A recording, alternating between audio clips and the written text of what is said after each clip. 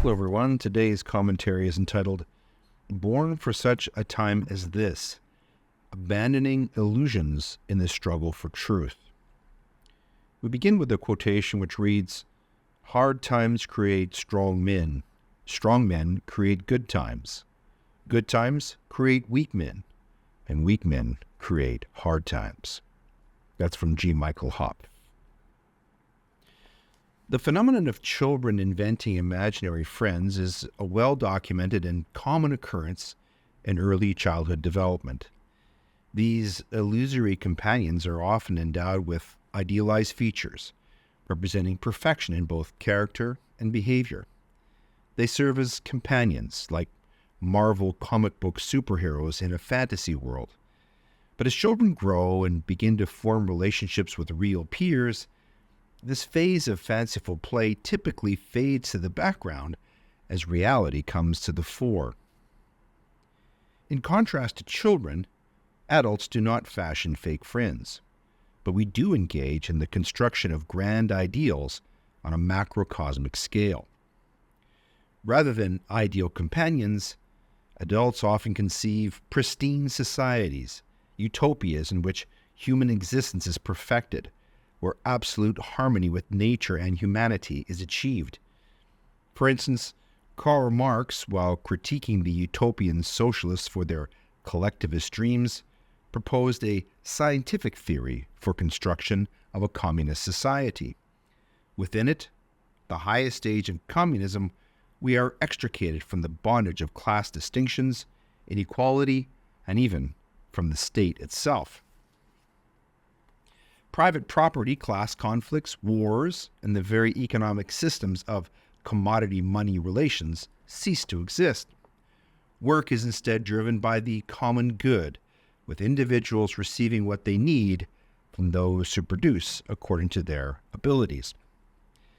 This utopian vision was, however, not without stipulations.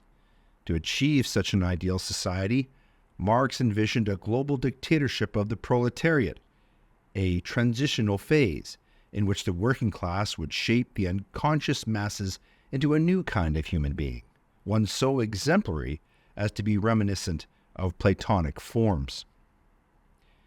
The new human being in Marxist utopia would embody an ideal, perfect in nature, harmony, and cooperation. For many, this vision of society is more dystopian than utopian. History records that those who resisted this transformation were quickly deleted, both metaphorically and literally, as the march toward communism pressed onward. The tragic consequences of this pursuit were felt most acutely in the former Soviet Union, where ordinary citizens, caught in the throes of communist ideology, cynically referred to their political and ideological leaders as Kremlin dreamers. The impulse to imagine and construct ideal forms is regrettably unconfined to left-wing ideologies. On the right side of the spectrum, anarcho-capitalists also envision an ideal society, albeit one rooted in fundamentally different principles. Here, the state has no place. All property is privately owned, including what are typically seen as public goods like roads, police forces, and even military services. Society functions entirely through voluntary exchange, where individuals produce, trade, and compete in an unfettered free market. Conflict is minimized, proponents argue, through adherence to the non-aggression principle, or NAP, ensuring peaceful cooperation. Despite its theoretical coherence, this ideal society has never existed, and so it remains uncertain how well it might actually function. Nonetheless, many find the concept of anarcho-capitalism captivating and even claim that it presents a worthy ideal. However, this vision too encounters a basic obstacle, namely human nature. Its success demands a new kind of human being too, one who fully respects the property of others, who tolerates differing values and beliefs, and who strictly adheres to the NAP. Those who own and serve in private police forces or armies must behave like noble knights, not exploiting their power for personal gain. Likewise, Community leaders must refrain from using public means to justify their own ends. The theory of anarcho-capitalism is a fascinating intellectual exercise, but the reality of human existence does not even approach such an ideal. Despite this, many anarcho-capitalist theorists have chosen the convenient policy of criticizing everything and everyone from their ivory tower. First of all, the state gets the brunt, especially due to its two main actions: intervention in the economy and military aggression. We can agree with such criticism in principle. Any rational libertarian understands all the negative downstream consequences of state intervention in the economy. There are no differences of opinion here amongst advocates of the free market economy. There are, however, troubling exceptions when the economy must give in to political expedients, such as the security of society as a whole. Wars and pandemics are two obvious such cases. When it comes to military aggression, the situation should be clear. The NAP provides a straightforward guide for how a society or state should behave in international relations. Libertarians are justified in criticizing government for engaging in aggressive, unjust wars, as well as conflicts with unclear goals or uncertain criteria for what actually defines victory. Conversely, if a nation becomes a victim of aggression, then it has the right to defend itself by all necessary means, including Israel. In such cases, the NAP takes a back seat until peace is restored. But the situation becomes more complex when other nations are engaged in conflicts and anarcho-capitalists remain bystanders. In these instances, their stance often involves critiquing their own government for offering military or financial aid to other nations. Regarding the warring nations themselves, opinions vary depending on personal sympathies and preferences. While anarcho-capitalists might first condemn the governments involved for violating the NAP, they do not always take the time to determine which side is the aggressor and which is the victim. One example of this aggressor versus victim dichotomy is being framed in the context of free speech. I think that we need to update the metaphors we use around free speech. Everyone can see that our communication tools and practices are swiftly evolving with a mix of welcome and unwelcome results. But there is an aspect of this change that is seriously underappreciated. Our communication tools and practices are increasingly subject to standardizing and homogenizing pressures. We are being corralled into a narrower range of devices and methods for talking to each other. We need to actively strategize about how to deal with the threat that this homogenization poses to our abilities as creative, reflective thinkers. First of all, we need to recognize the threat. The prevailing moral metaphor in free speech discourse, namely the marketplace of ideas, inadvertently desensitizes us to this threat. This metaphor invites us to worry primarily about authorities controlling the ideological content of public communication. At the same time, it analogically portrays homogenization in our methods of communication as something benign or even good. We need a new metaphor that frames this homogenization as something that is both worrisome and problematic. Cities, for example, are more livable when they are connected, when they have an integrated mix of trains, cars, buses, cycling routes, and walking paths, providing a diversity of locomotive conveniences. Similarly, societies are more livable if they enable us to use a variety of idea transmission media with diverse communicative modes to express ourselves. Formats such as text or voice, stylistic options, breadths of audience, and tempos of exchange. We should be able to freely exchange ideas and information, subject to reasonable caveats, but we should not be content with this measure of freedoms. We should also be free to exchange ideas using a heterogeneous repertoire of media and methods suited to various purposes. We should have a connected city of ideas. J.S. Mill's writing inspired the marketplace of ideas metaphor, which has become dead dogma of the kind that Mill foresaw as inhibiting our mental vitality. If we want to carry the free speech tradition's underlying ideals forward and refashion liberal society, then we need interpretive lenses with a deeper focal point than is offered by the marketplace metaphor. We require lenses orienting our gaze toward problems that Mill in the 19th century and the lawmakers who implemented his ideals in the 20th could not yet forecast. By pitting the connected city metaphor against the marketplace of ideas, I do not insist that the latter is the best of currently available options. I instead target the marketplace metaphor mainly because it is so ubiquitous and so influential. At the same time, I disagree with critics who regard it as a totally hollow or disingenuous piece of rhetoric. I still believe that it has some enduring merit as a highlighting device. What the free speech debate really illustrates is that many of the most significant and acrimonious disputes in modern society arise from conflicting cultural visions. These conflicts appear to be much more stark, if not vicious, in the past half-century, and the reason may lie in a subtle but significant distinction in the understanding of rights. It is at least arguable that up until about a century ago, the ultimate end and purpose of rights was happiness. This may be inferred from the 1776 American Declaration of Independence, in which Thomas Jefferson asserts one of the unalienable rights of people as the pursuit of happiness. Quote, "We hold these truths to be self-evident, that all men are created equal, that they are endowed by their Creator with certain unalienable rights, that among these are life, liberty, and the pursuit of happiness. That to secure these rights, governments are instituted among men, deriving their just powers from the consent of the governed." The right was to pursue, and the object was happiness. This assertion echoed the views of John Locke, who wrote that a careful and constant pursuit of true and solid happiness was the foundation of liberty.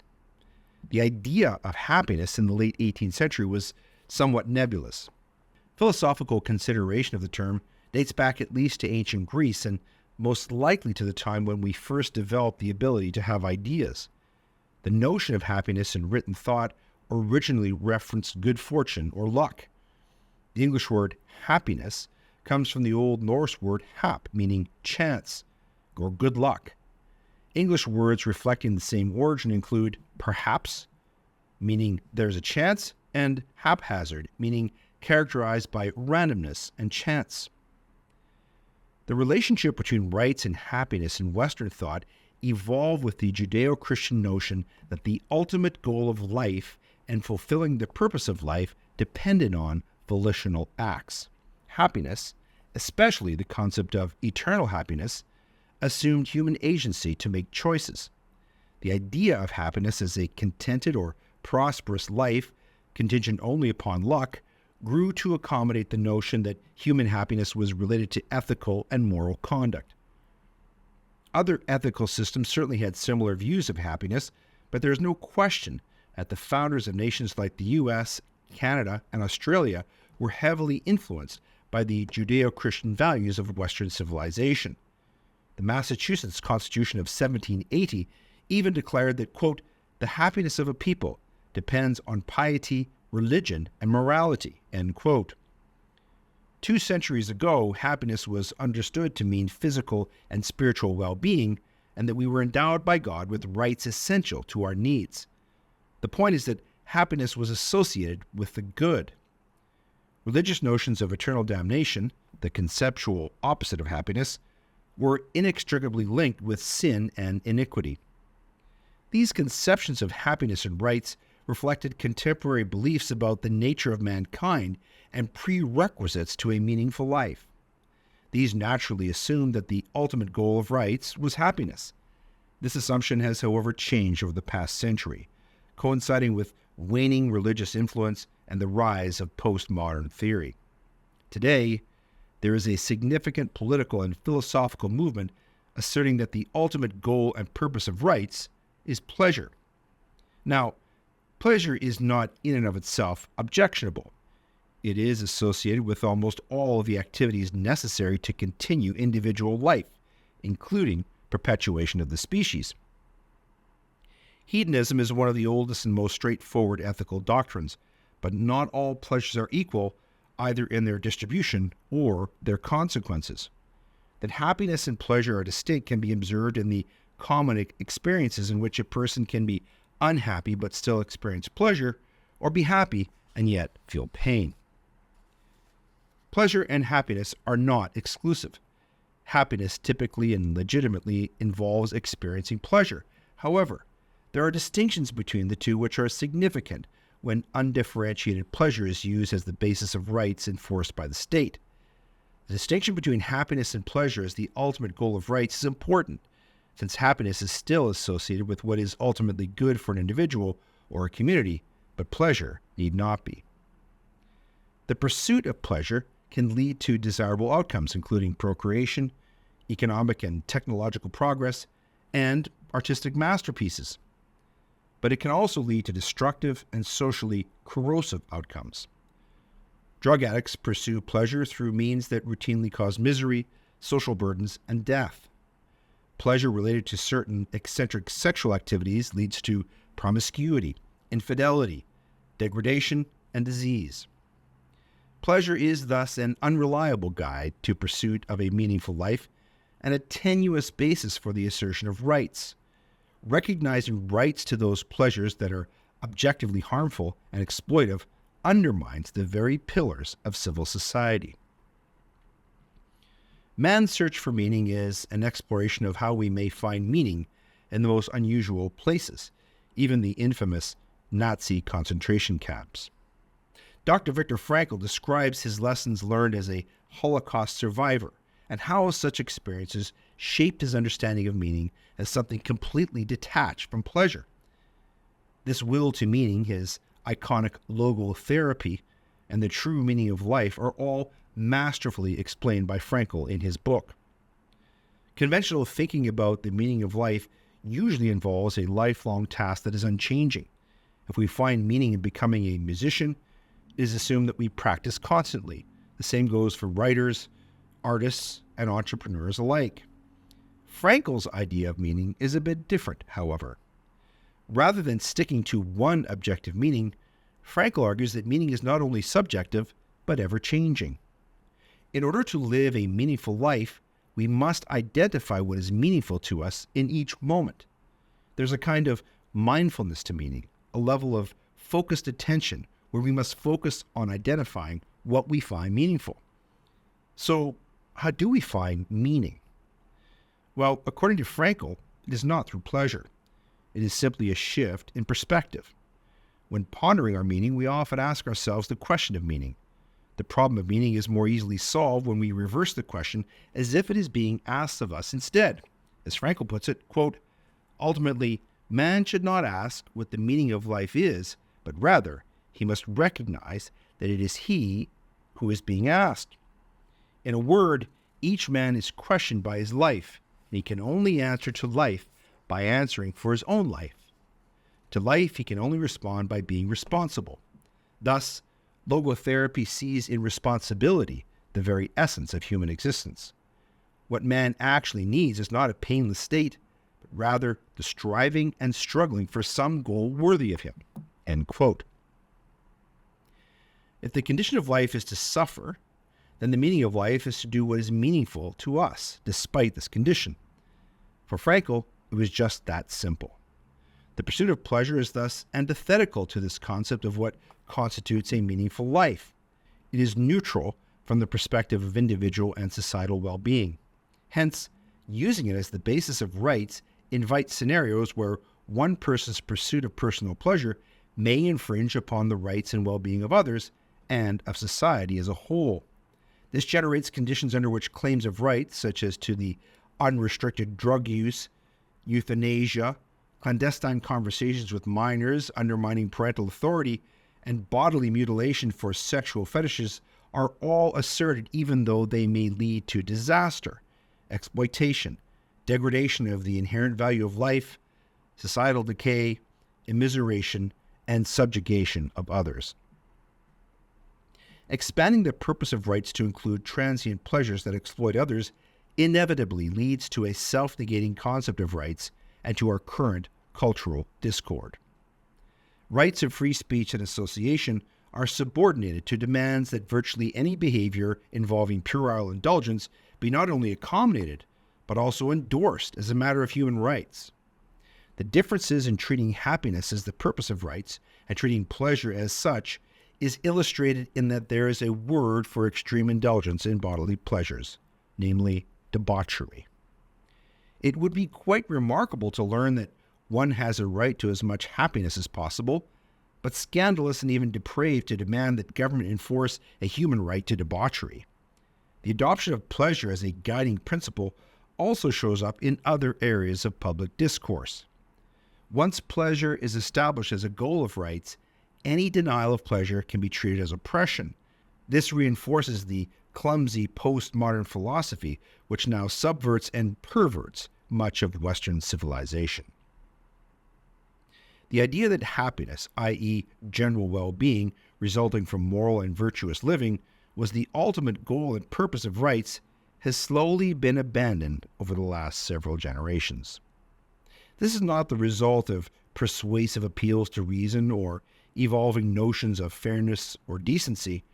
Rather, the rationale is that a significant portion of society has taken the foundations of our civilization and culture for granted. It is because we have assumed that prosperity and societal well-being are our birthrights, and that we can trade the virtues and disciplines they require for transient pleasures. This is not a mere philosophical abstraction, but rather a fundamental characteristic affecting the type of society that we will bequeath to future generations. This, then, is the challenge faced by each of us, whether to pursue a version of happiness which simply avoids pain and seeks pleasure, or to adopt a concept of meaning that calls us to embrace struggle and to accept that we were born for such a time as this, when literally everything worth saving hangs in the balance. Christians who believe that we should avoid politics, even voting, need to reflect upon the Old Testament story of Esther. She rose from a lowly woman in the court of King Xerxes to influencing the entire Hebrew nation. She humbly struggled, accepting the weighty responsibility presented to her by God at an extremely critical life and death moment, not only for she and her family, but also for every Jew living in the kingdom. It is from the life of Esther that we derive the phrase, "born for such a time as this." Esther saw herself not only as a Jew, but also as one with access to the king. She was prepared to risk her own execution to speak truth to power by approaching Xerxes with a vital plea. An evil man named Haman had twisted the truth about the Jews living in the kingdom and hatched a plot to turn Xerxes against them. Certain genocide awaited the Jewish people unless someone stepped into the gap to save them. Esther was one seemingly insignificant person, but her boldness in doing God's will made her influential. By embracing the burden of responsibility when it came, she not only spared her people, but also changed the course of history against the malevolent enemies of her day. Xerxes was alerted to the true mendacity that Haman had brought to the kingdom and immediately rectified the situation. Haman and his wicked followers ultimately suffered the very annihilation they had planned for the Jews. Has evil not permeated our homeland today? And is there an Esther around to set the wheels in motion to save all of our God-fearing people? Donald Trump, in his own inimitable way, has applied the phrase, "born for such a time as this," to himself, and has been accused by some as being arrogant. But each of us should be able to state this with humility. God has chosen to create us for the here and now, and granted us the freedom to either follow or forsake him. God is infallible. He does not make mistakes. Thus, each of us, just like Esther, were born for such a time as this. All of us, whether we follow the God of the Bible or not, have a unique opportunity to accept great responsibility and thereby make a difference in the lives of others. God reveals his existence and truth to those who choose to keep our eyes open. He loves us. and remains involved in human affairs. Countries like ours were established under the rule of law. We have the power to vote into office representatives who carry out our needs and desires. As Christians, we have citizens both in heaven and on earth. God has raised up all of us to freely govern ourselves. Quote, "Let everyone be subject to the governing authorities, for there is no authority except that which God has established. The authorities that exist have been established by God." That's from Romans chapter 13, verse 1. So our governments were established constitutionally and not to be controlled by elites through an unelected bureaucracy or deep state. It is we who are the true governing authorities. We must all therefore take this role seriously. As followers of this amazing God, we must take up the struggle in what He is doing. We make our plans and God will direct our steps. That's from Proverbs chapter 16, verse 9. Such is the only path to a meaningful life, to true happiness. Things certainly could have turned out differently for Esther. After all, we are also told in Scripture that the battle belongs to the Lord. God could have chosen to let the Hebrew people suffer a terrible fate, but the prayers and the courage of this one righteous woman turned out to be powerful and effective. Surely, life offers us no guarantees, but perhaps, with even just a remnant of faithful Christians and Jews praying and voting and campaigning and speaking out, we might just witness the advent of the kind of nation described so eloquently in the Psalms. Quote, "Blessed is the nation whose God is the Lord, and the people whom He hath chosen for His own inheritance. And happy is that people that is in such a case, yea, happy is that people whose God is the Lord." For our part, we must be guided by the Spirit and make the most of this one life which God has granted to each of us, because we know at this critical juncture in history that we were all born for such a time as this. Close with a quotation from the book of Jeremiah, chapter 29, verse 11, which reads, "His glory was born to give people a future of hope."